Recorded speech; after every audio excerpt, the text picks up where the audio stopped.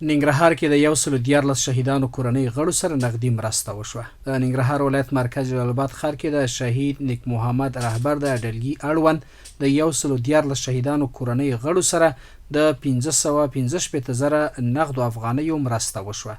د یادې مرستې د ویش پر مهال د شهید نیک محمد رهبر ورور محمد رهبر وویل چې دا مرسته د رهبر کاروان له لوري د شهیدانو کورنۍ سره شوې چې هرې کورنۍ ته 15,000 افغانۍ ورکړل شوې. نوموړي د اسلامي امارت پر مجاهدینو غږ وکړ چې له هر ډول مخالفت څخه ډډه وکړي او په خپلو منځو کې د شهیدانو کورنۍ غړو او د ټولنې بېوزله قشرونو سره د مرستو په کولو سره سیالي وکړي.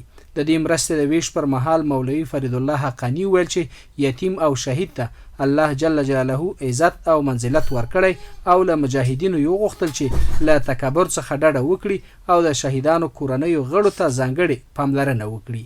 نوموړي ویل چې د شهیدانو کورنۍ غړو او یتیمانو ته د پاملرنې په موخه ځانګړی کمیسیون جوړ شوی چې وخت پر وخت به ورسره لازمې مرستې ترسره شي. د دې غونډې پر مهال همداراز ثناګل ثناخان، زینت الله زیرک او ملګرو د شهیدانو په یاد کې ترانې هم په ښکلي غږ سره زمزمه کړې. په غونډه کې د جلال آباد ښاروال مولوي روح الله حقمل، یو شمېر مسؤلینو او د شهیدانو کورنۍ غړو شتون درلود.